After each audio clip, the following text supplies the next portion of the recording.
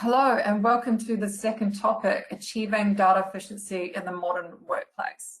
So this is all part of our Dynamics 365 virtual event, and it's Amanda here from marketing, and I'm joined by Floyd Gilchrist. He's our newly appointed practice manager for Dynamics 365 Business Central, and also our cloud services practice manager for around a year. Floyd is based in North Sydney office, and he's been working for a couple of decades around Dynamics NAV, which we all know as Business Central these days. He has expertise in the technology and retail industries. And today, Floyd is going to talk about data efficiency in the modern workplace. And he will be covering seamless access to data, optimizing and consolidating data from disparate systems, bringing together disparate data into one unified reporting source, expanding your data capabilities cost effectively, and seeing limitless types of data you can now store. So I'll just hand over to you, Floyd. Thank you very much, Amanda. And hello, everyone. Welcome to our Dynamics Day webinar. And I look forward to talking to you more about just the topics that Amanda has mentioned and really helping you achieve data efficiency within the cloud. So when we start talking about just data efficiency and, cloud and technology, the world is changing at an unprecedented rate. The convergence of cloud, data, and applications are fueling breakthrough within the industry. Data in the general continues to increase, the volume of it and the sheer ways of how we use it continue to increase, not just in the ERP, but also just around how we leverage data outside of the ERP, such as in sensors, capturing data that's on machinery, and ultimately seeing telemetry that comes from that machinery and pretty much marrying up that data with things that are in the ERP, capturing things from documents that we may leverage within Office 365, such as SharePoint, Word, Excel, and then other things such as images. And being able to take all of that data and make use of it within the business. The scale and economics of the cloud are making it possible for us to be able to capture and harness a lot more data than was imaginable in the past. When we layer on the advances of artificial intelligence, it's helping us unlock the potential to be able to drive transformational insights within our businesses. Together, this offers new and exceptional opportunities for people and organizations to grow and innovate and be able to engage our customers more efficiently, to transform products that we may have within the business, optimize our operations, and even just engage better with employees. This year has impacted businesses globally in ways that were unexpected, and businesses have had to adapt to various changes, such as being able to grant people access to data remotely, being able to work in places that are not necessarily physically in the office. And that's also changed and shifted the priority of CIOs and chief technology people within the business to look more closely at the digital transformation plan within the business. Some businesses reacted very quickly to the change and were able to adapt because they may have been further down the path of digital transformation. Others had to change the priority and focus more on that space. Some things you may have heard me talk about a year ago if you joined some of my previous webinars was just around some of the top spending projects of CIOs. Some of that focus was around cloud computing, digital transformation, and ERP. Those still continue to be the spending priorities even into this year. And then it's still projected for modest growth within those areas in the year 2021. So you will see that digital transformation is still front and center within a lot of our organizations. When we talk about driving and powering digital transformation, just the total amount of data that's been created, copied, and consumed in the world is forecast to increase rapidly, reaching 59 zettabytes this year alone. The rapid development of digitalization continues to the ever-growing global data sphere and is projected to increase to 175 zettabytes by the year 2025. The business analytics market has grown at a healthy rate as well over the past few years. Businesses are putting a bigger priority on leveraging tools and platforms to help analyze and report off data that's being captured across all these different areas. And that's projected to increase and grow even further in the next couple of years ahead. right now is a critical period for many businesses making shifts to the cloud. There's various studies that are showing that 28% of spending within key business IT markets will increase by 2022, up from 19% in 2018. The cloud is really helping to drive transformation within the business. So when we look at Dynamics 365, the data within the Dynamics 365 product is seamless. When we look at this graphic that you see on the screen, just the various components that make up the entire stack, starting from top to bottom, really show just how seamless data flow is within the product. For instance, when we talk about mixed reality, it allows us to increase productivity through virtual collaboration. For example, allowing us to leverage remote support and other features in that space and pass data that's coming from there into Office 365 and Dynamics 365.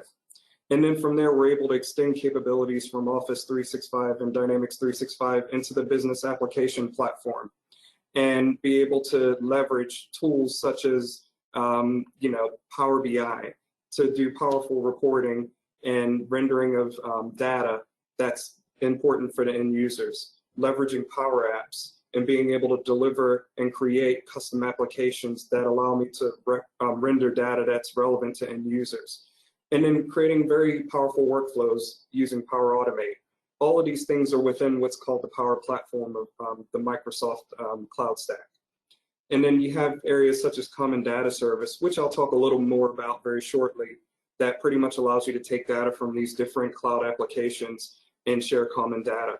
And then there's various connectors available to be able to pull data from other locations as well.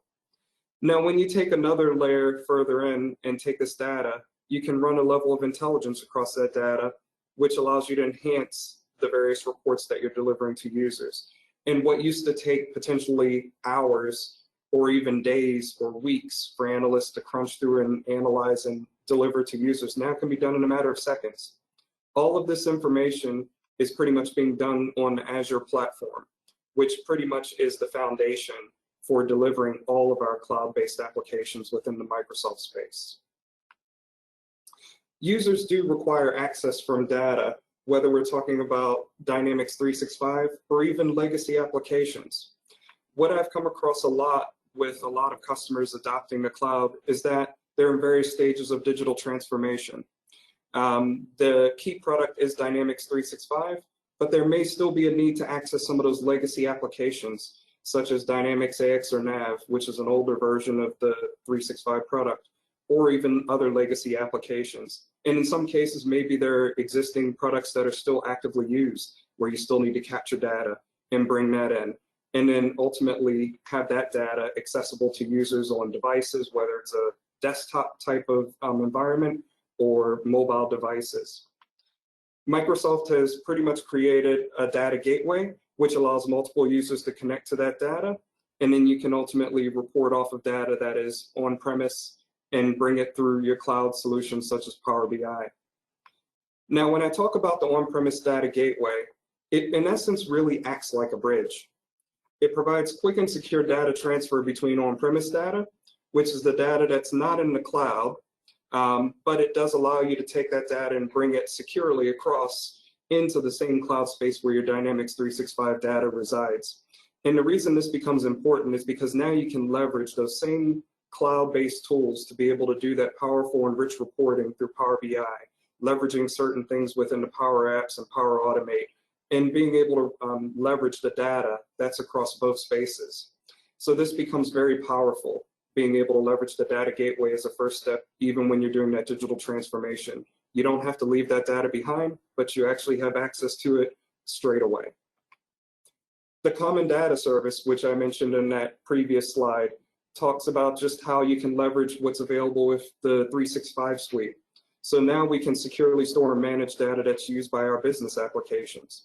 The reason this becomes very important is because it really is empowering us to be able to take any type of data and gain insights and drive business action across any of the Dynamics products that we're using, whether we're talking Dynamics 365, Office 365, and it makes it even more powerful and more popular because this can be done with little or no code to be written. And it's built on that same Azure platform as we've talked about and discussed. And it really lights up the Power Platform to be able to take that data and report off of it across these Power Platform utilities. Now, some of the challenges that we do come across is while you're investing in Dynamics 365, there is still that need to access those on-premise servers as we've talked about. Sometimes this can be very challenging because in a lot of cases, what we're finding is we may have things such as unsupported operating systems, like for instance, Windows Server 2008 or SQL Server 2008. The challenge that's come within this space is that, as many of you may know, Microsoft has stopped supporting these operating systems and the SQL Server for databases. So that's actually driven a lot of priority to migrating that data or doing something with that data to pretty much keep it secure. Because of course, when you look at unsupported operating systems and unsupported software, it also means that it becomes a risk within the business. There's also a high cost with maintaining on-premise infrastructure because you actually still have to maintain the hardware that's supporting it, the cost to power those resources, the cost to maintain the parts and the support of the hardware. And a lot of times when you're looking at that digital transformation journey, the goal is to either limit the amount of servers that may potentially sit on-premise or eliminate them altogether. But of course, when you're talking about unsupported OSs, Microsoft stops providing patches and security updates, which leads to potential security issues around the data. When we talk about just data, this is very relevant as far as how we maintain and keep it secure. It's almost a top priority of any business when you're looking at any type of investment in new technology, whether it's in the cloud, whether it's on-premise, whatever you're looking at. Data security is always front and center. We hear time and time again of businesses that get attacked by cybercrime of sorts, and that means that as a result, there's always a front and center focus just to ensure that that data is maintained and taken care of in a way that it is stored and kept secure. Just to give some statistics around some history around data, billions of records have been stolen since 2016. And this causes a 20% impact of where organizations may lose customers as a result of that attack. And then 30% may lose revenue because you can't access that data, you have to recover it. There's a number of things that have to take place to be able to maintain that data within that environment and restore it back. So with that being said, there are solutions to be able to handle that on-premise data and what's in the cloud and keep it all safe and secure. That's where we introduce the data lake. So the data lake is pretty much that it's enhanced storage that's available in the cloud that we can store pretty much any type of data within the data lake. So we can store documents, we can store ERP data, we can store pretty much anything that we like within the data lake. And what makes it very attractive for any organization is that it's a cost-effective solution to storing data. I can suddenly change my way of thinking in terms of whether I need to invest in hardware, pretty much goes away. I don't have to worry about over-investing in too much hardware or having too little hardware and having to scale it up and invest in more resources to be able to accommodate the data that I'm storing. So when we talk about the data lake, we have ways we can actually take the data that we're putting in the common data service and export that data into the data lake. This becomes beneficial because now I can continuously push data that I'm leveraging in the common data service across my 365 applications and keep it up to date in real time in a data lake. The reason this becomes a very important thing for me is because when it's in the common data service, I can actually take data that's within there and I have the ability to report off of it and leverage things like Power BI, even a certain level of AI in a very fixed way. Once I move things into the data lake, I actually have the ability to take machine learning and artificial intelligence to a new level. I can actually do things such as predictive analytics, and this helps me predict trends and behavioral patterns by discovering cause and effect relationships within my data. Other things may be recommendation engines. So, for instance, maybe in the retail space, I might be able to recommend products that someone may be interested in. Speech recognition, natural language understanding.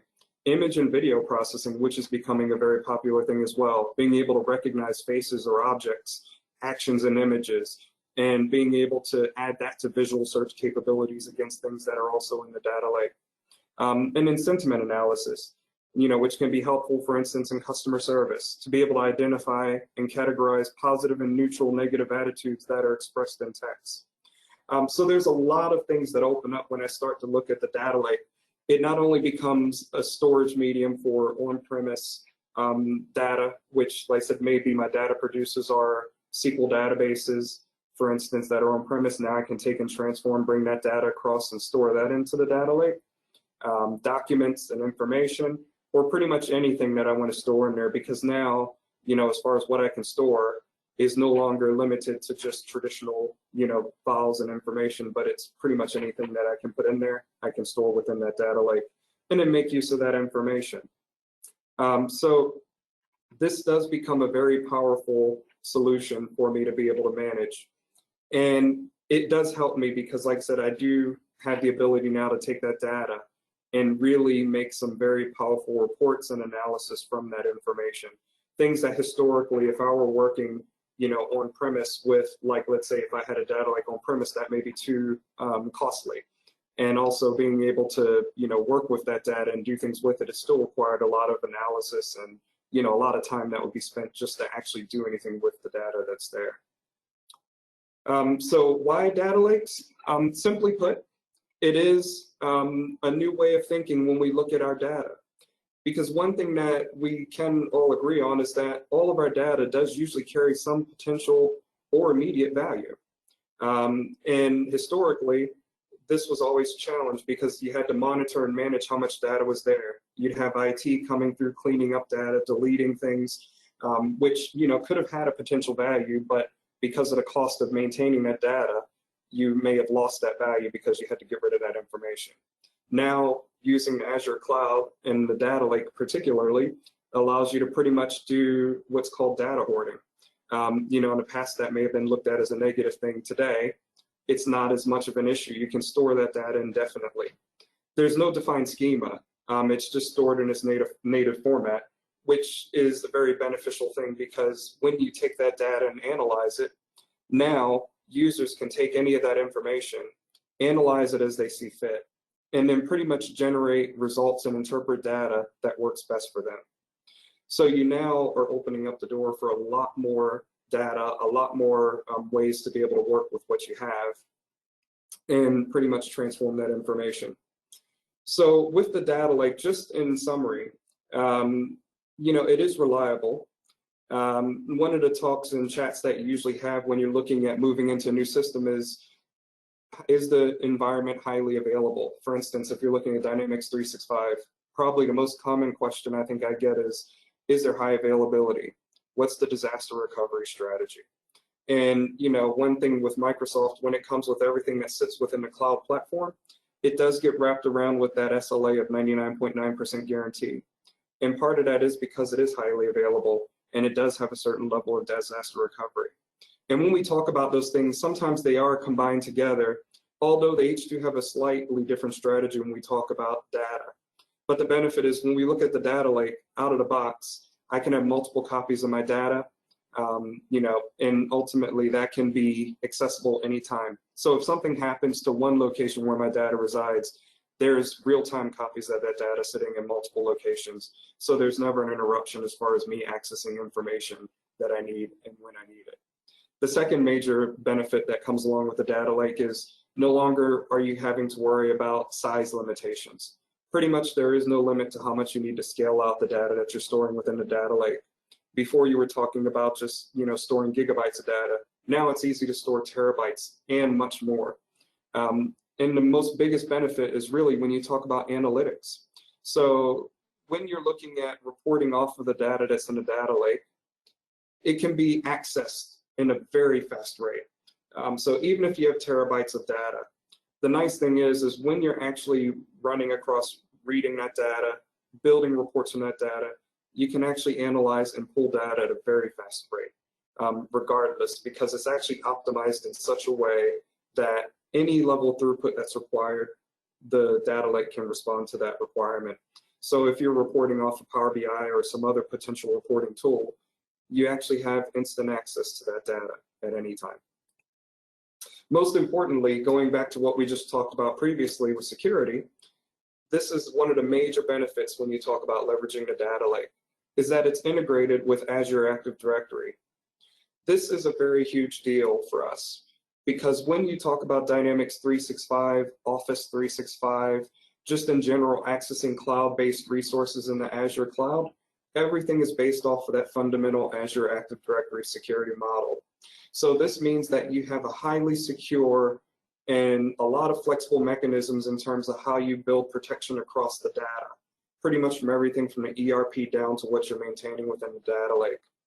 There's also encryption that is built in with the solution as well. So you pretty much have transparent server-side encryption that's available in the data lake.